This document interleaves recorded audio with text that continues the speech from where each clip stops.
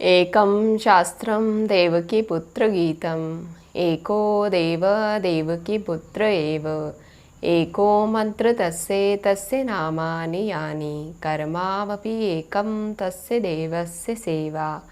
हरे राम राम राम हरे हरे, हरे कृष्ण कृष्ण कृष्ण हरे हरे। बोले योगेश्वर श्री कृष्ण भगवान की जय। आइए, स्वागत है आप सभी का। अपनी जर्नी को आगे बढ़ाते हुए हम अपने 6th चैप्टर के विराम की तरफ पहुंच रहे हैं। आज सोचा कि इसकी एक समरी टाइप बनाए जाए, श्लोक दर श्लोक जो चर्चा की है प्रभु ने, उसको एक मतलब लिखित रूप दिया है, थोड़े से चार्ट बनाया है, प्रिपेयर किया, तो सोचा कि वो आप लोग के साथ साझा किए जाएं। तो इसमें शुरू के 9 श्लोकों में प्रभु ने अष्टांग योग की चर्चा की है और कमाल कर दिया है। पूरे शुरू के 9 श्लोकों में इतने व्यापक रूप से, इतना गहराई में जाके, जैसे कि चैप्टर का नाम है ध्यान योग, तो पूरे ध्यान मनोयोग के साथ शुरू के अगर केवल 9 ही श्लोक की चर्चा की जाए तो वो पूरे डेप्थ से भरे हुए हैं। शुरू के 9 श्लोकों में 1 से 4 योग रुरुक्षु की चर्चा की गई है, वो बिगिनर स्टेज है। फिर उसके बाद 5th से 9 तक ये एडवांस स्टेज है, इसमें योगारूढ़ की बात की गई है। जो अष्टांग योग है उसमें यम, नियम, आसन, प्राणायाम, प्रत्याहार, धारणा, ध्यान और समाधि, इन 8 विषयों पर चर्चा की गई है। यम, क्या नहीं करना चाहिए, डोंट्स, नियंत्रण, किस पर नियंत्रण रखना चाहिए। दूसरा है नियम, क्या करें, हमें क्या करना चाहिए, क्या नहीं करना चाहिए, ये यम और नियम में बताया गया है। तीसरी बात आती है आसन की। स्वच्छ जगह पर आसन लगाइए। ऐसा नहीं है कि आप ऐसी जगह पर बैठे हैं जहाँ पे दुर्गंध आ रही है, चींटियाँ हैं, तो आप ध्यान ही नहीं लगा पाएंगे। इन सब चीज़ों में भी सेटिस्फाइड होकर ध्यान करना बहुत ऊंची स्टेज है। ये एकदम ऐसे नहीं है कि हम बुद्ध और महावीर बन गए, उन्होंने भी पहले इसी चीज़ से शुरू किया होगा। और फिर इसके बाद आता है प्राणायाम। श्वास अंदर लेना, श्वास बाहर छोड़ना पूरे नियंत्रण के साथ। यही एक ऐसी क्रिया है जिसमें बाह्य विषय और आंतरिक विषयों में एक कनेक्शन है, अच्छी प्रकार से जोड़ा गया है, जिसको हम कनेक्ट कर सकते हैं बाहर की वस्तुओं को आंतरिक वस्तुओं के साथ। उसका नाम प्राणायाम है। फिर आता है प्रत्याहार, मन को नियंत्रित करके बैठा देना अपने विवेक से। जैसे कि हम कभी भी बच्चे को अकेला नहीं छोड़ते हैं, उसकी मम्मी उसके साथ हमेशा बैठी रहती है। अगर उसकी मम्मी को कुछ काम है तो वो किसी दाई को या नानी को या दादी को उसके पास बिठाती हैं। और बच्चा जब तक अपनी जगह पर बैठा हुआ खेल रहा है तो अच्छी बात है, लेकिन जब बच्चा वहाँ से अपनी प्ले मैट से बाहर निकलता है तो उठ के उसको उस पर बिठाया जाता है। तो ऐसे ही ये मन है, इसका स्वभाव है, ये बाहर भागेगा ही, पर हमें इसे नियंत्रण में लाना है अपने विवेक के द्वारा, उसको उसी प्ले मैट पे बिठाना है। उसके बाद आता है धारणा। धारणा का मीन्स है कि मन को एक जगह निश्चित रूप में बिठा देना। कि जैसे अब कोई बालक है, वो पूरे घर में खेल रहा है, ऊपर भी खेल रहा है, ऊपर वाले फ्लोर पे भी, नीचे वाले फ्लोर में भी, इस कमरे में भी, उस कमरे में भी, लेकिन अब उसकी माँ ने एक कमरे में जाके उसको बिठा दिया कि अब यहाँ पे तुम खेलो। तो ये जो है अपने मन को एक निश्चित रूप से बिठा देना कि यही आपका स्थान है, इतने स्थान में आपको विचरण करना है। फिर ध्यान जो है वो तो एक केंद्रित विषय है, जिसपे इन सबको कलेक्ट करके जहाँ पे पहुँचना है वो ध्यान है। और फिर समाधि, ये तो सर्वोत्तम स्थिति है ध्यान की भी। अब इसके आगे थोड़ा सा इसको और विस्तार रूप से देने की कोशिश की है। जो यम नियम है ये भी अलग अलग अनेक प्रकारों का होता है, तो उसकी चर्चा आगे बताई है। जैसे कि यम, ये भी 5 प्रकार का है। पहला यम है अहिंसा, नॉन वायलेंस। लेकिन इसमें एक बात मेन रूप से कह दें कि अहिंसक होना है, नपुंसक नहीं। गांधी जी ने भी अहिंसा का पथ चुना, लेकिन लकुट हमेशा साथ थी। हनुमान जी ध्यान में बैठे हैं, लेकिन गदा हमेशा साथ है।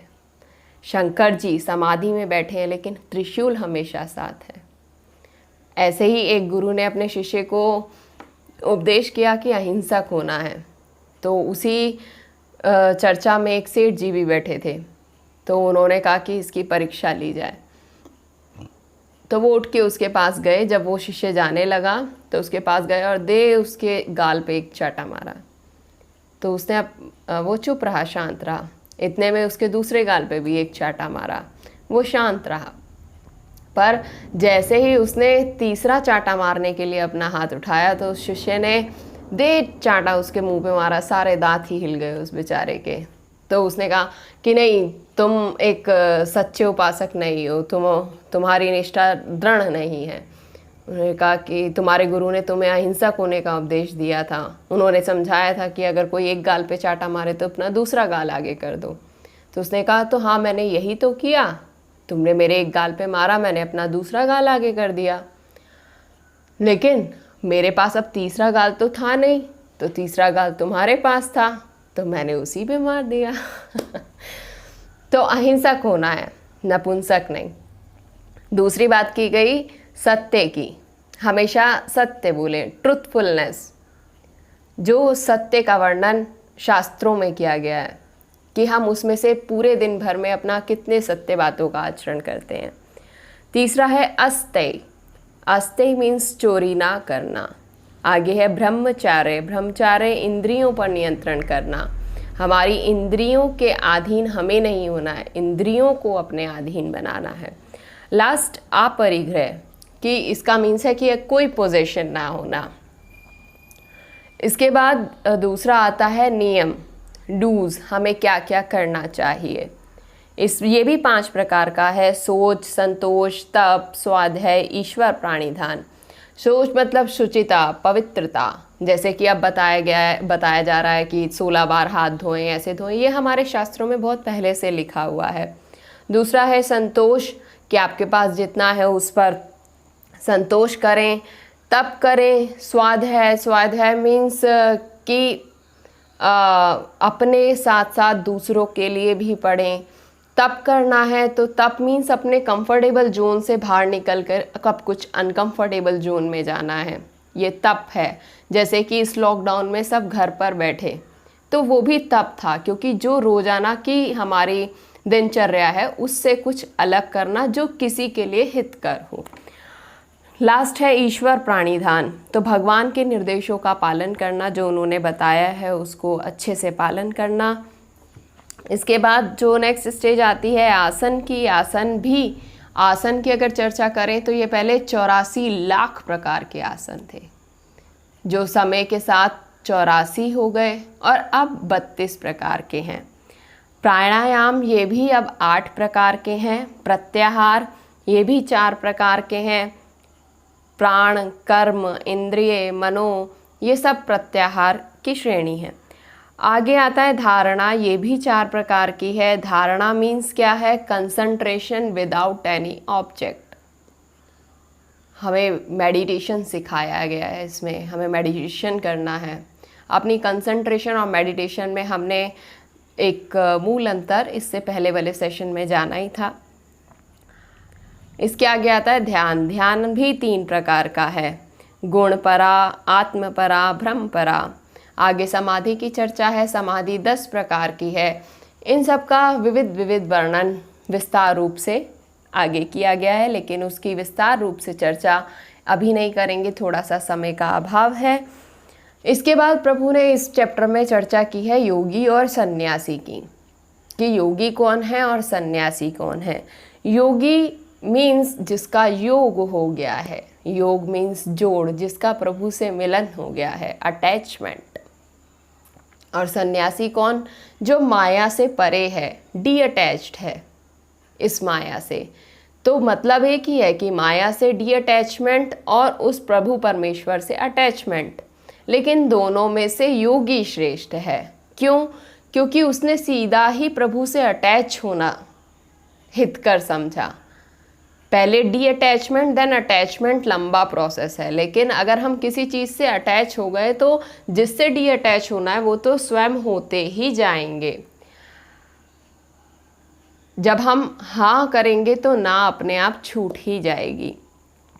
इस तरीके से इसका मतलब आगे बताया गया। आगे के 10 से 15 श्लोक में प्रभु ने साधना का वर्णन किया है, फिर 15वें श्लोक में सिद्धि का वर्णन किया है, फिर 15 से 23 श्लोक में साधना का वर्णन किया है, फिर 23वें श्लोक में वापस से सिद्धि का वर्णन किया है, फिर 23 से 27वें श्लोक में साधना का वर्णन किया है। ये एक टाइमलाइन क्रिएट की थी श्लोक दर श्लोक से। इसके आगे 27 से 32 श्लोक में भगवान ने परब्रह्म परमात्मा और भगवान में भेद का वर्णन किया है। इसको ऐसे समझें कि जैसे पानी सर्वत्र है, फिर आकर अगर किसी व्यक्ति ने उस पानी में डायनामाइट लगा दिया और उससे तार जोड़ दिया, तो अगर अब हम उसको छुएंगे तो हमें करंट लगेगा। अब किसी और व्यक्ति ने आकर उसमें बल्ब जोड़ दिया तो उसमें रोशनी हो गई। तो इसको इसी तरीके से समझें कि जैसे पानी है वो परब्रह्म का रूप है, वो सर्वत्र उपस्थित है, लेकिन अभी उसका कोई आकार नहीं है। लेकिन जैसे ही आके उसमें डायनामाइट जोड़ा और उससे तार निकाल दिए तो उसका गुण और आकार निश्चित हो गया। तो ये परमात्मा का रूप है जो इस शरीर के अंदर सबके अंदर बसता है। और फिर उस बल्ब से बिजली का निकलना, जो उस डायनामाइट जोड़ने के बाद बल्ब लगाया गया और उसमें जो रोशनी हो गई, वो भगवान का स्वरूप है जो वास्तविक रूप में सामने नजर आता है। इसके आगे 33 से 36 श्लोक में भगवान ने मन के विषय में चंचलता का वर्णन किया है। मन के विषय में एक नीति शास्त्र में श्लोक है, मन को बंदर के साथ कंपेयर किया है कि जैसे अगर किसी बंदर को मदिरा पिला दी जाए और फिर उसके बाद भी उसको किसी बिच्छी ने काट लिया और फिर भी उसके अंदर कोई भूत घुस गया, तो ये जो स्थिति होती है उस समय जो उस बंदर की स्थिति होगी, वही स्थिति इस मन की स्थिति है। चंचलम ही मना कृष्ण, इसमें एक प्रसिद्ध श्लोक है जो अर्जुन ने श्री कृष्ण से कहा है मन की चंचलता के विषय में। 37वें से 42वें श्लोक में आगे अर्जुन ने पूछा है कि प्रभु अगर सफलता ना मिली तो, अगर मैं सफल ना हुआ इस ध्यान योग में तो इस पर प्रभु ने कहा है कि प्रैक्टिस करने पर, अभ्यास करने पर सब कुछ प्राप्त किया जा सकता है। इसके आगे 43 से 47वें श्लोक में योगी की सूक्ष्मता का वर्णन किया गया है। योगिनापि सर्वेषां मद्गते अंतरात्मना श्रद्धावान भजते यो माम सा ये युक्त तमोगता। संपूर्ण योगियों में जो श्रद्धावान योगी मुझ में लगे हुए अंतरात्मा से मुझको निरंतर भजता है, वह योगी मुझे परम श्रेष्ठ मान्य है।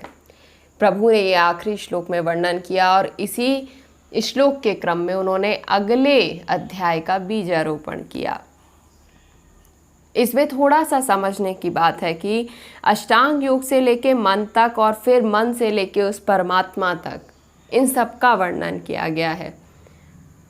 इसमें एक श्लोक में वर्णन की गई है जिसमें कि उस दीपक का वर्णन किया गया है। जैसे दीप के चारों ओर रखा हुआ ग्लास का फ्लास्क उसके अंदर हवा नहीं जाने देता, उसी प्रकार से ये हमारा ध्यान का स्वरूप है। ध्यान का ग्लास हमारे शरीर के अंदर उठते हुए तूफान को बाहर नहीं आने देता। वो जानता है कि ये कितना गहरा है, इसलिए उसमें समा लेता है। जैसे जब किसी समुद्र के ऊपर लहरें आती हैं तो वो तरंगे केवल ऊपर होती हैं, लेकिन जो डीप वाटर डाइविंग जानता है तो उसको कोई तरंग नहीं हिला सकती, क्योंकि समुद्र अंदर से शांत है। तो आपको उतनी गहराई में उतरना है, समा लेना है अपने अंदर सब कुछ, उस गहराई तक बनाना है, अपने आप को समुद्र बनाना है। क्योंकि समुद्र में आके कितनी भी नदियां मिल जाएं, लेकिन उसमें कभी बाढ़ नहीं आती। और समुद्र से चाहे कितना भी पानी निकाल लिया जाए, लेकिन उसका पानी कभी कम नहीं होता। तो इसमें हमें डीप वाटर डाइविंग बताई गई है। To live within you, अपने अंदर झांकना है, अपने अंदर देखना है, अपने को उस योग्य बनाना है, वहाँ तक उस गहराई में उतारना है। और ये केवल ध्यान योग के माध्यम से ही हो सकता है। इतनी सूक्ष्म बात प्रभु ने इस अध्याय में बताई है, जिसका वर्णन आज श्लोक दर श्लोक कुछ करने का उसका कोशिश की गई। और उम्मीद करती हूँ कि इसे आप लोग समझेंगे, और अगर नहीं भी समझ में आए तो वापस कोशिश करके समझेंगे। क्योंकि दवाई चाहे जैसी भी हो, लेनी ही चाहिए, और वही उसका एकमात्र उपाय है अपने अंदर के रोग को दूर करने का। अब इसके आगे नेक्स्ट चैप्टर की चर्चा इससे नेक्स्ट सेशन में करेंगे। Till then take care. Radhe Radhe.